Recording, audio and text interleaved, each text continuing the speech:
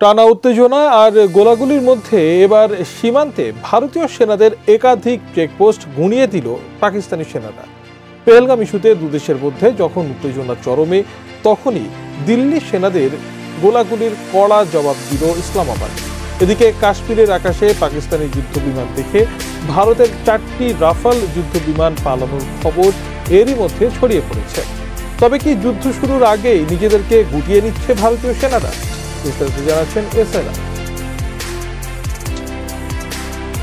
ভারত নিয়ন্ত্রিত কাশ্মীরের পেহেলগামে সম্প্রতি সশস্ত্র গোষ্ঠীর হামলার পর দেশটির মুসলমানদের ওপর ব্যাপকভাবে ধরপাকড় ও তাদের বাড়িঘর গুড়িয়ে দেওয়ার ঘটনা ঘটছে। দেশটির বেশ কয়েকটি রাজ্যে শুধুমাত্র মুসলমানদের ওপর এমন অভিযান চালাচ্ছে মোদী সরকার। এতে বিশ্বজুড়ে বাড়ছে উদ্বেগ।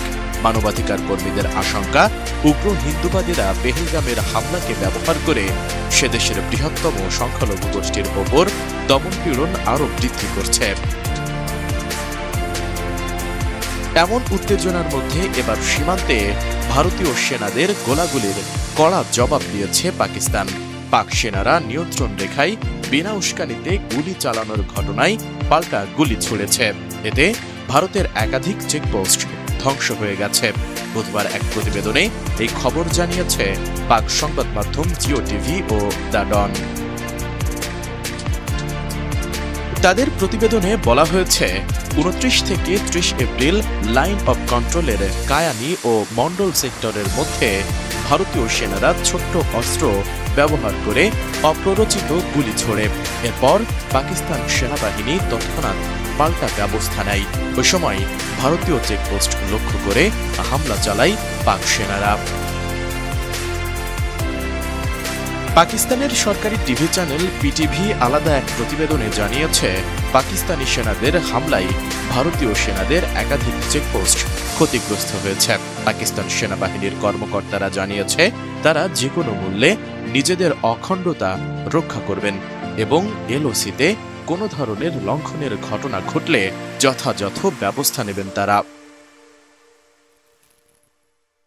এদিকে জম্মু ও কাশ্মীরের পেহেলগামে সাম্প্রতিক সন্ত্রাসী হামলার পর ভারত ও পাকিস্তানের মধ্যে উত্তেজনা কার্যত চরমে পৌঁছেছে এবং এই উত্তেজনা সামরিক সংঘাতে রূপ নেওয়ার আশঙ্কা ক্রমেই বাড়ছে।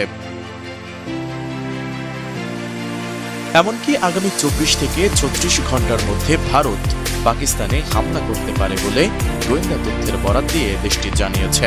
এমন অবস্থায় ভারতের যে কোনো আগ্রাসনের পূর্ণ শক্তি দিয়ে জবাব দেওয়ার কথা জানিয়েছেন পাকিস্তানের প্রধানমন্ত্রী শেহবাজ শরীফ। জাতিসংঘ মহাসচিব অ্যান্টনিও গুতেরেসের সঙ্গে ফোনালাপে তিনি এই হুঁশিয়ারি দেন।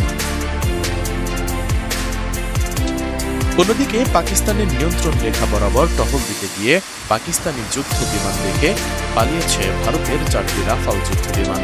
মঙ্গলবার রাতে ঘটে এই ঘটনা।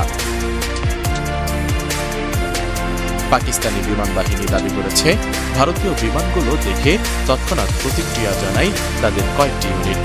এর ফলে সেগুলো পালিয়ে যেতে বাধ্য হয়। ইসলামাবাদের একটি নিরাপত্তা সূত্রের বরাত দিয়ে সংবাদ মাধ্যম দ্য এক্সপ্রেস ট্রিবিউন জানিয়েছে, ভারতীয় রাফাল বিমানগুলো ভারতের অধিকৃত জম্মু ও কাশ্মীরের আকাশসীমায় টহল দিচ্ছিল। তখন পাকিস্তান বিমান বাহিনী দ্রুত প্রতিক্রিয়া দেখালে সেগুলো পিছু হটতে বাধ্য হয়।